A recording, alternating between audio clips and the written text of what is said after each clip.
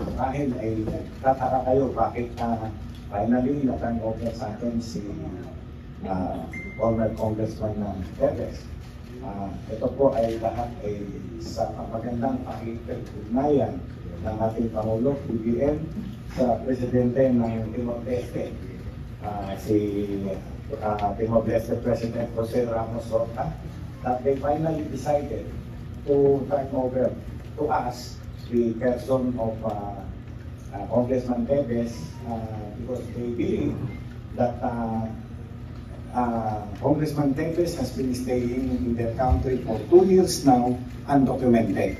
And they also considered the cases filed against him before the court na sabi nila ay medyo hindi maganda sa kanilang national security. So they finally decided na i-expel from Timor-Leste si Congressman Perez. With that later decision of the Timor-Leste government, the Secretary of Justice immediately formed a team consisting of Yusek Eddie Cruz of the DOJ, yours truly, at DI. Nagpunta po kami through the help of our Philippine Air Force. Punta po kami agad sa Timor-Leste and coordinated on the return of Sir Perez. So, ito na siya. Dumating kami kagabi mga pasado alas 12. Ginawa na namin yung procedure. Fingerprinting, mugshot, medical examination, and dumating kagabi rin si Atty. Tapasio and the mother of Congressman Perez. So I allowed them to visit si Congressman Perez. Binigyan namin sila ng private time to compare with each other, magbatian sila. And then dito na rin namin pinag-stay si Congressman Perez before turning him over to our detention facility in Bohol. Ayun po, may tanong po ba kayo? Yes. John, please.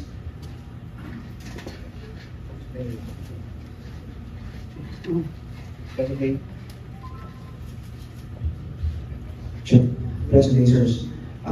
Pwede po bang malaman na po, Director, ano po yung mga kaso pong kinakaharap ni former Congressman Arnulfo Teves at ano po yung procedure na mangyari po after po dito sa NBI headquarters? Alright. Yung mga cases na niya, COS, Atty. Lapis. Burning 10 counts of murder at Branch 51, Regional Trial Court, Manila. 13 counts of frustrated murder, Branch 51, RTC, Manila. 4 counts attempted murder, Branch 51, RTC, Manila. Another case for murder, Branch 12, RTC, Manila. Another case of murder at Branch 15, RTC, Manila. Another case of murder at Branch 63, RTC, Bayawan. Illegal possession of firearms and illegal possession of explosives, Branch 12, RTC, Manila. Terrorist Financing Prevention and Suppression Act, different sections under RTC Manila Branch, RTC Quezon City Branch 77.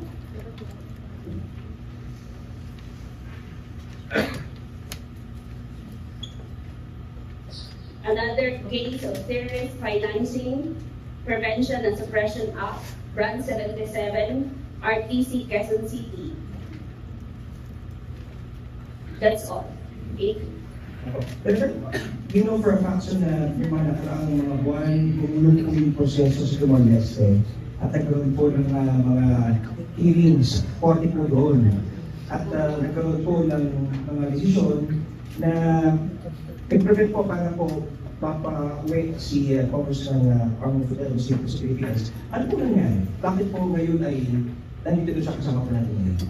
Yun nga po, tulad ng sinabi ko sa magandang pakikipag-ugnayan ng ating Pangulo, ni President Bongbong Marcos, sa Presidente ng Timor-Leste, si President Jose Ramos Horta, ayun po, nag-decide po ang government ng Timor-Leste to finally turn over to us si Congressman Tende so that we can answer all the charges against him. Ganun po, kasimple lang po yun. Yun. With that, the SOJ, Secretary Remulla, ay nag-form na agad ng kami nga po. Sinunod na namin sa Timor-Leste si Congressman Tende. Reference, pili na po. Tapos na po tayo sa procedures, mugshots, fingerprints. Ano po yung susunod na step po? Dito po ba siya ipukulong at or sa ibang facility at bago po doon po pala sa may mga confirmation po na sa Bucor po ng Bitcoin po. Thank you and good morning, Director, and to the media. As a matter of procedure, we will be preparing and submitting a return of the warrant of arrest, informing the issuing court that we have arrested at the custody of the person of Arnoldo Teves. From there, we will temporarily detain the person of the accused before our detention facility in Bucor, Muntinlupa. This is a separate facility from the Bureau of Corrections. This one is being supervised and maintained by the National Bureau of Investigation. After our return, the court, of course, acquires jurisdiction and the processes will now proceed. Yes, liwanagin ko rin, marami nagtatanong sa akin, sir, bakit Bucor, mga convicted lang ang tinatanong doon? Ganito po yan. Sabi po, magmula nung ibahin ang building namin sa Tapaling, wala po kaming detention facilities. So nakapag-coordinate kami with Bucor, pahiramin sa kami ng space doon. So binigay sa amin ang building 14.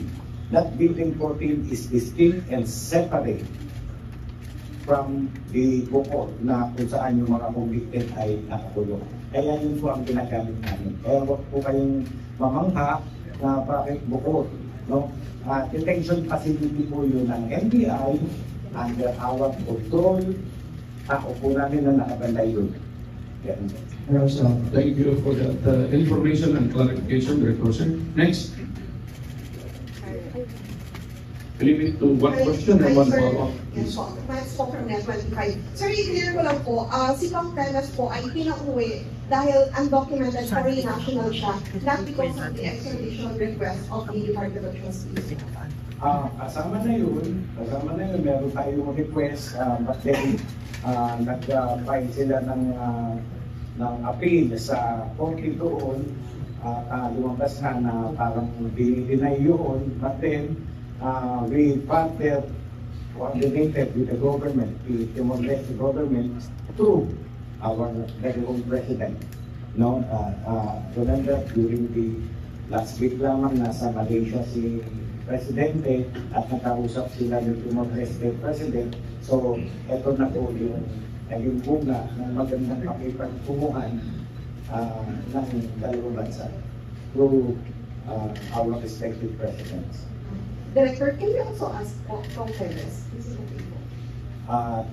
Natin kung sasagot sila, sige po. Hi, sir. Sir, how do you feel now po na after 2 years, finally you're back in the country po?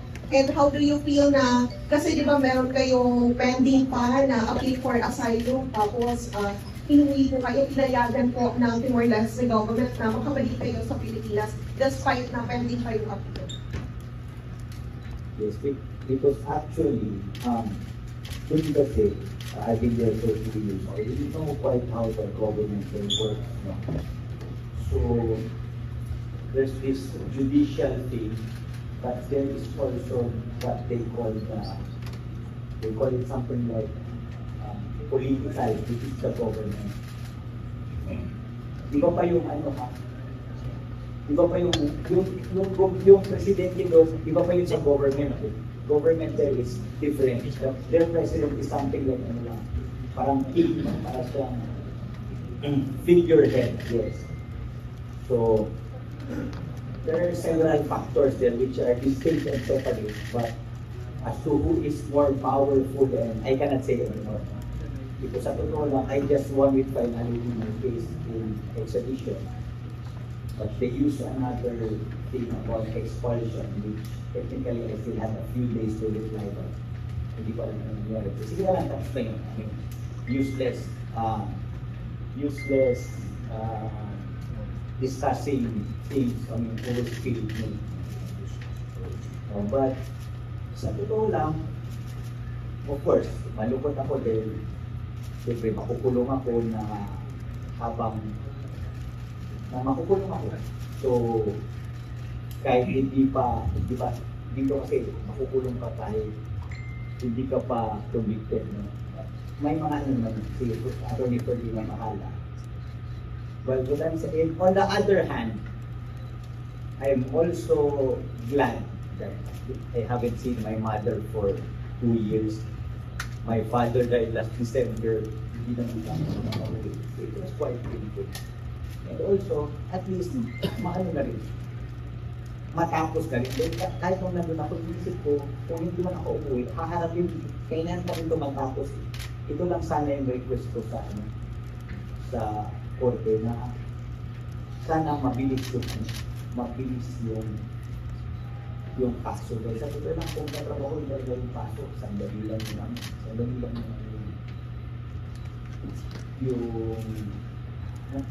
matapos naman. So, yun lang yung ano. Anyway, I believe in, I trust my lawyers very well.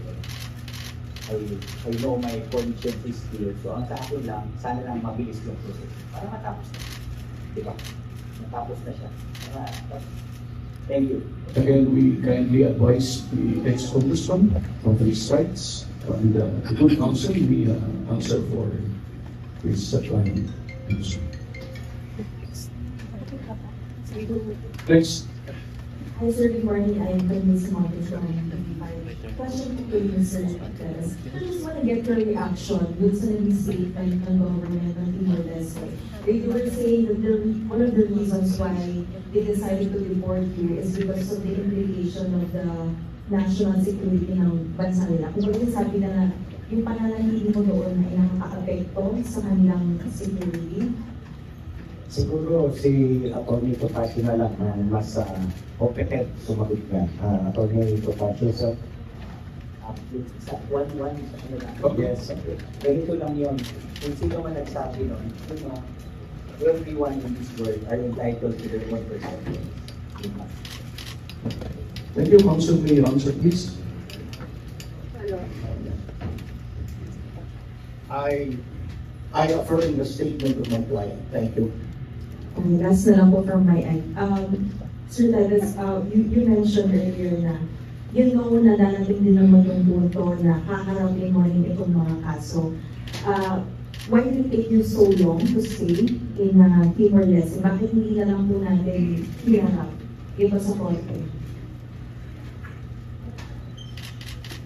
You know, I am a lot of you know me ever since my days in Congress. I'm a very honest and sincere person. I will be very consistent. Even our pleadings in court. I had not had, even now, still have, but of course, still I feel safer with the NBI because salamat ako may direktor sa plano sa NBI na maganda yung pagplato nila sa akin mula ng pagkuha sa akin. So, my concern is really my life. Handa na po kayong harapin si Mayor Janice Vilama? Wala naman problema. I can face anybody. Thank you. Kindly address your questions to the good counsel. Next. Good morning po. Kay Atty. Topacio po. Attorney, now that meron na pong movement itong ating kaso, ano po yung mga next steps po natin and yung mga plano pa po natin na gagawin?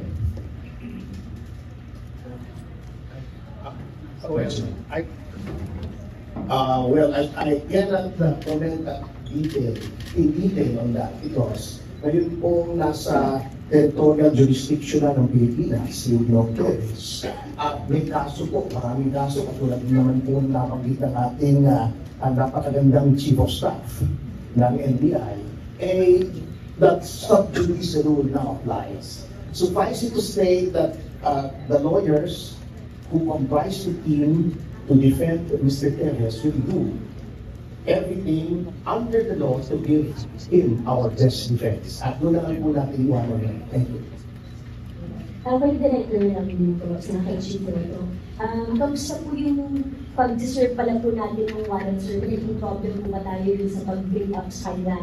Yung delete lang po kung kailan po kayo pumunta doon, tapos kailan po siya na-process. Good morning.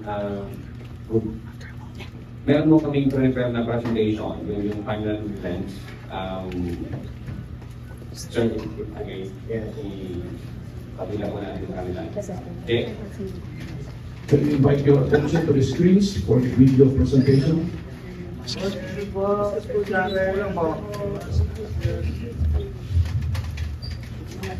Yeah, so yung first slide there, please. So you saw in our presentation and kind of over proceeding, as well as service of one of the parents again. Next slide, please. So May 27, we saw it's public knowledge that the immigration authorities in Timor-Leste arrested former Congressman Ronald Juan Perez. Next slide, please.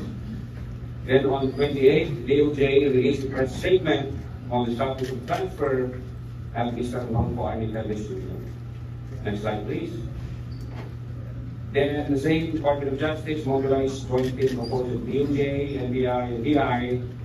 Of course, the Philippine Air Force was there to facilitate the return of Ronaldo Perez Jr. following the Timor-Leste deportation order.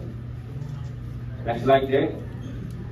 There on May 28 at around 11 p.m. nagkaroon mo kami ng briefing ay ito sa loob ng Timor Airbase before po kami nag-scheduled flight to Timor-Leste. So at 11:34, pasok na po kami sa aeroplano ng Air Force bound to Timor-Leste. That's right. And then 29 at around 1 p.m. Ito ang makikita nito picture na yung director natin, si Yusef Cruz. Sinalubong po sila ng mga representative from Timor-Leste. Next slide. Yung makikita po ninyo, ito po yung may present po ang Timor-Leste sort of certificate of handover. Ito po yung kanilang initiation representatives between the two countries. Next slide, please.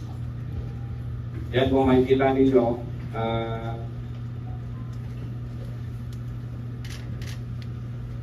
From the Philippines, makikita po ninyo si Director Sisapo at si Yusef Cruz.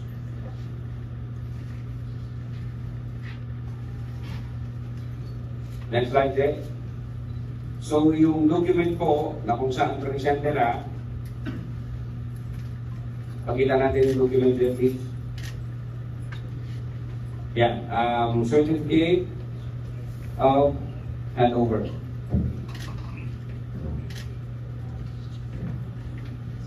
So yung mga conditions, but basically, I went over the condition of Timor-Leste. Sa makikita ninyo, gusto nila i-guarantee na natin na yung life imprisonment niya ay hindi tatagal ng 40 years. Maiisip nyo sa matutang cases kung sa kanyang conviction, napasang natin ng 40 years. At then, yung condition nila na huwag lalampas ng 40 years, eh gano'n naman talaga ang batas natin. Meron tayong tinatawag na 3-fold rule. No? Maraming cases, yung totality nun, hindi dapat talagas ng 40. So, gano'n lang yun. So, yung sentence limitation, 40 years, no death penalty, wala naman death penalty sa atin. Yan ang kinakatakot nila dun sa pinag-aalala ng Timor-Leste. Absolute prohibition na huwag daw magta-torture, inhuman, degrading treatment. So, in-afford natin sa kanya lahat ng kanyang karapatan. Kagabi ka lamang, dumating si Mami, nagkakapan na sila, Congressman Teves, including the lawyer. Pinigay po natin lahat ng karapatan ng ating Congressman Teves. No coerce evidence, siyempre, in-admissible naman niya sa atin. No political prosecution, criminal prosecution, walang naman dito. Fair and public trial, gano'n naman po ang korte natin. So, ito po ay turnover from their immigration to our immigration. So, being a former judge, ina-advise ko ang ating immigration na, okay, you can sign that. Ayan, nagkaroon ng signature, immigration nila at immigration natin. So, Congressman Teves was finally turnover for us. Ganun po kaayos ang nangyari natin. Next, please. Kaya kung makikita po ninyo, nagkakaroon ng immigration court ng Timor, si Kong Teves, pinadvance na po siya sa possession natin. Diyan, sasakay na po siya sa Philippine Air Force aircraft.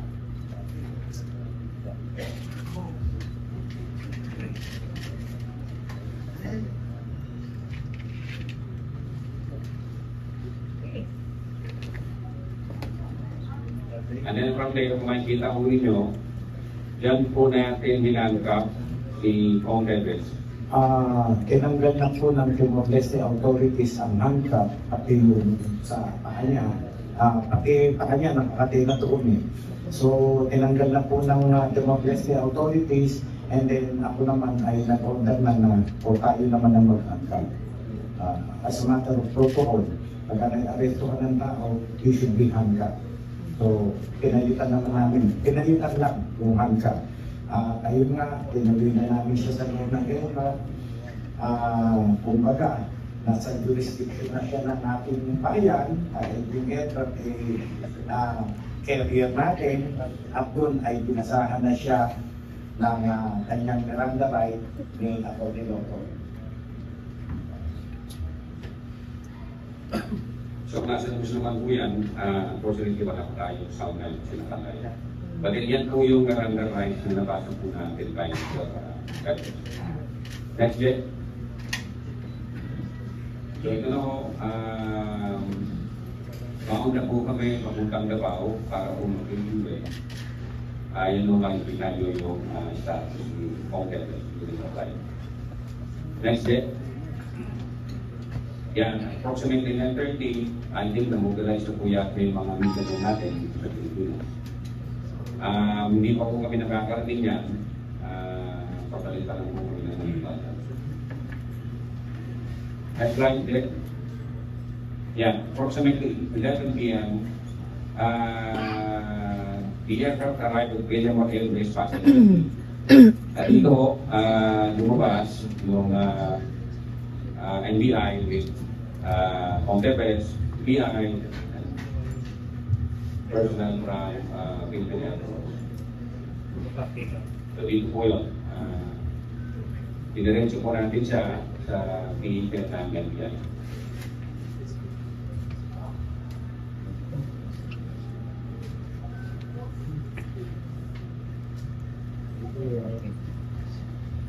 So from plane directly to NBI, next slide is so dito po siya, ito na po yung sa loob ng video natin.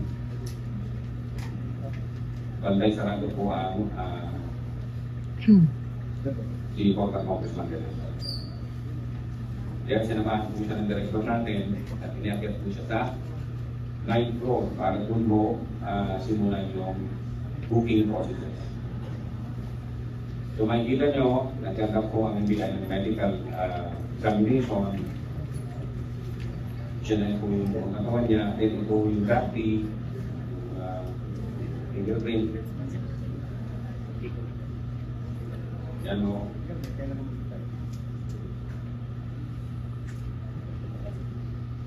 And then after that, back shots.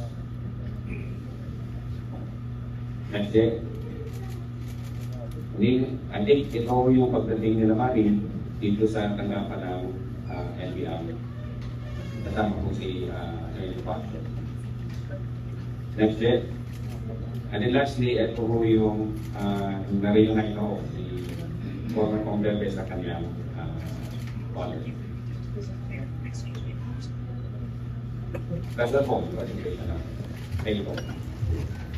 So you will see from the start, we have appointed him on the human rights na dapat ibigay sa isang elected person. No? At yung pagdalaw, the authority to Pacho kagabi, pagdalaw ng nanay, after this, we will turn him over to our detention facilities.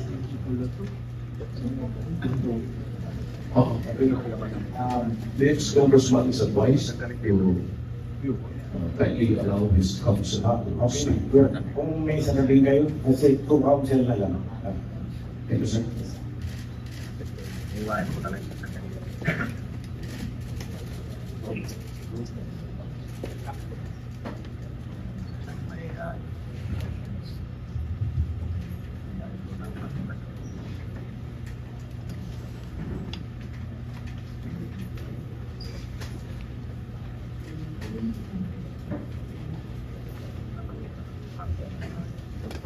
Thank you, Honorable Director.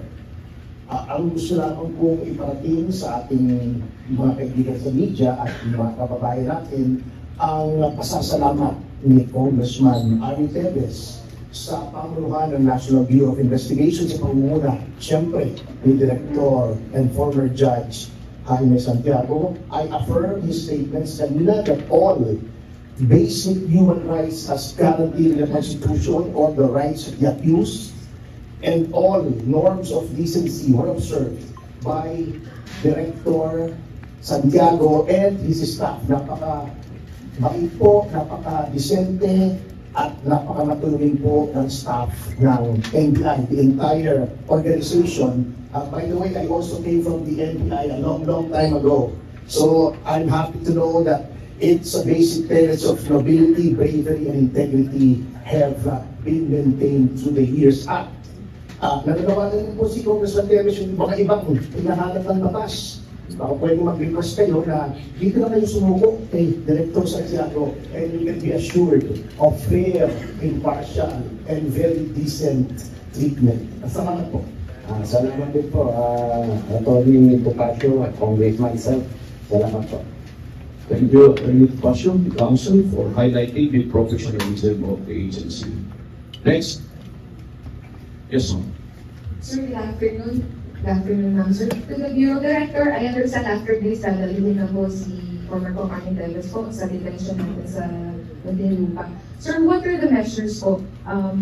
What measures are being taken po to ensure Tevez safety while inside po sa detention center po natin sa NBI at Yes, we will immediately return the warrant to the respective court, accompanied by our certificate of detention.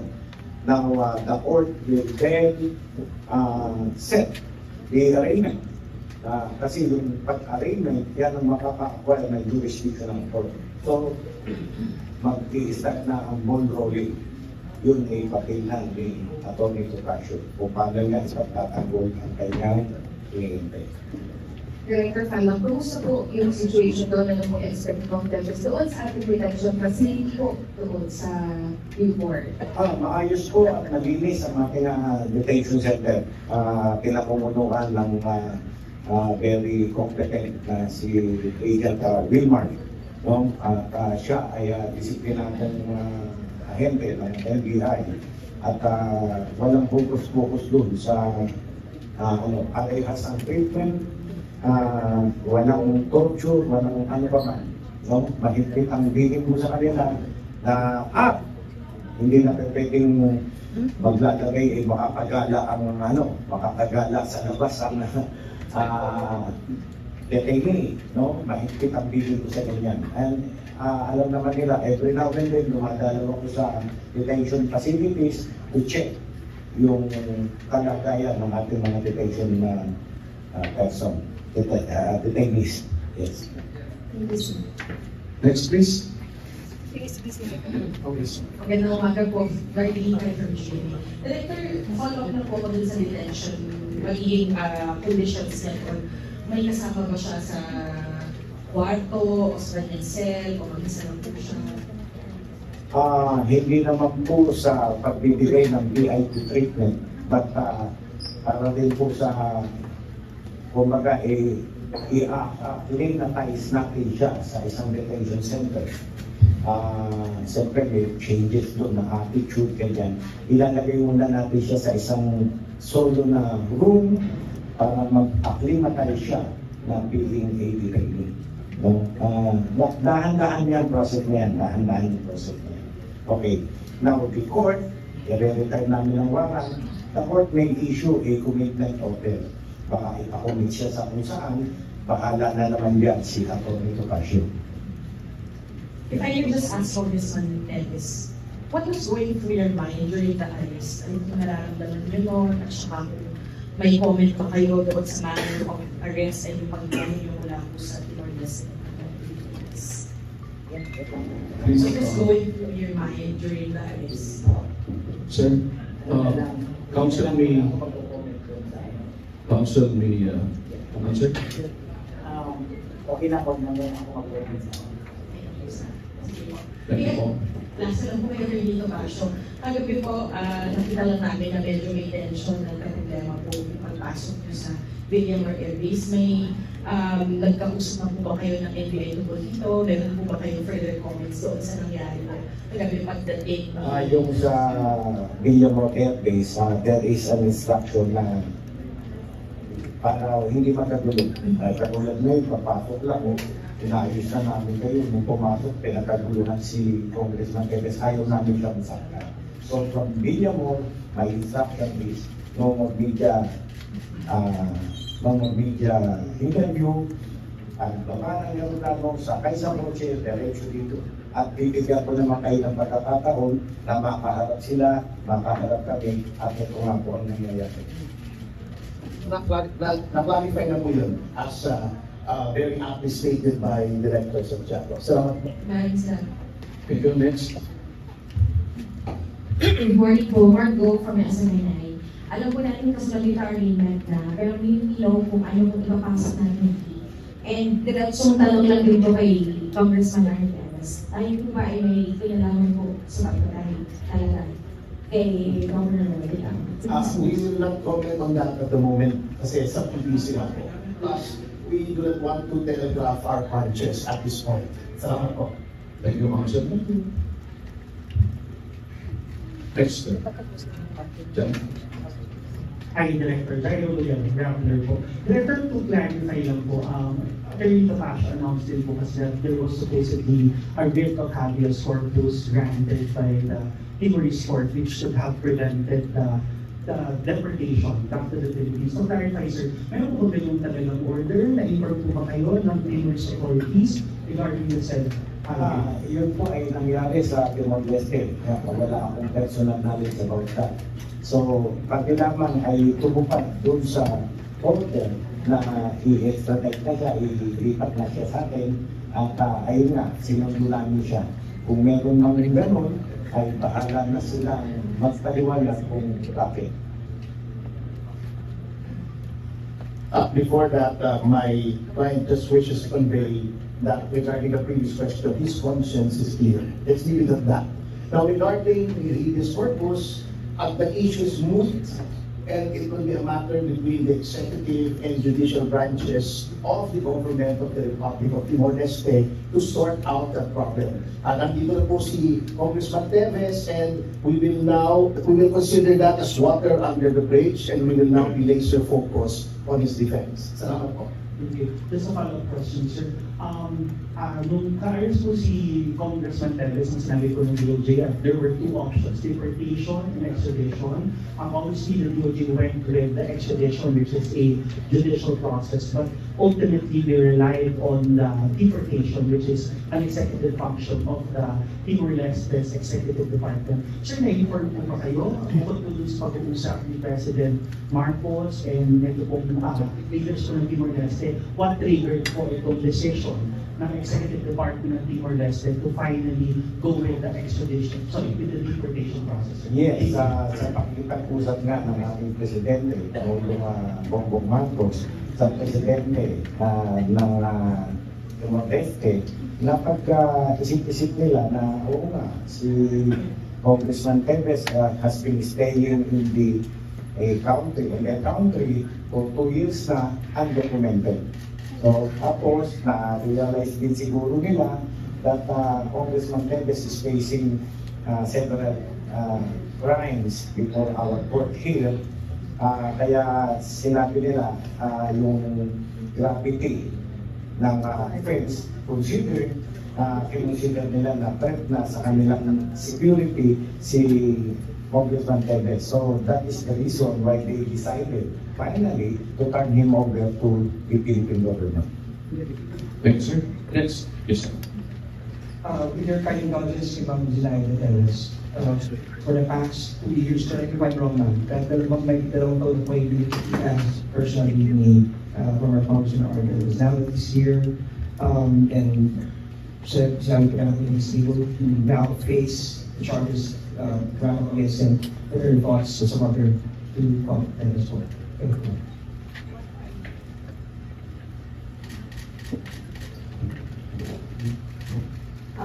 First, I really would like to thank Director Sintado and the whole NBI to clear talagang maganda yung pagkakatrato nila sa Tapong. Tama ka, for the last 2 years, hindi kami nagkita. And hindi ko rin siya mapuntahan sa Timor-Leste because my husband was also in and out every time. We were not able to go to Negros the past 2 years, and then my husband passed away last December 24. Papasalamat ako sa Diyos na after 2 years, nakita ko na ako sila ng anak ko. And yeah, I would also like to thank the people who have been supporting us with their prayers. Thank you. Bilhin na lang po sa kanya, ma'am. Bilhin niyo po. Bilhin niyo po sa kanya. Ang feeling ko talaga sa kanya is parating manalangin. They will do that. Yan gano'n. Thank you very much. Thank you, madam. Good morning po. Isa Cotoner from Bobolacho, Philippines. Kay Director na lang po.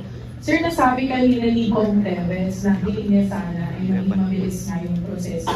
Ngayon na nakabalik na siya dito sa bansa natin. May we know kung ano yung timeline natin after the Q4? Saan ang diretso si Kong Teves? Or diretso na po ba siyang iyaharap sa court? Kung ano po yung maaari mong ma-share with us? Yes, pagkatanaw po namin sa Q4, at the same time, lalakad na ang aking mga tao, i-return yung warrant with the certificate that Congressman Teves is now in our custody. So the court now will set the arraignment of Congressman Teves. That will start the trial.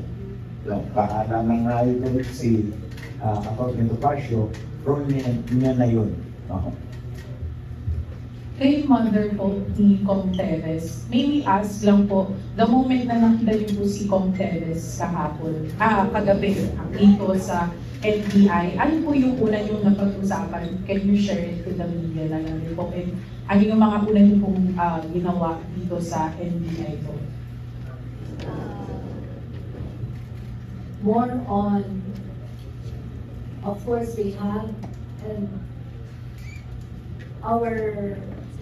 yung yakap namin, unspoken words. Wala kami pinag-usapan, yung yakap namin sa rito. Thank you po. So, okay. Kung ano, yes. Sige, last question na. So, the Congressman Teves, ko lang yung overload na isa ito. Doon sa mga nauna po yung ilan sa Philippine Pagbiata or asylum, natatakot kayo sa buhay niyo. And then, nabanggit na rin natin yung Tibacio na batch na pre-judge na even of the Justice Department yung case.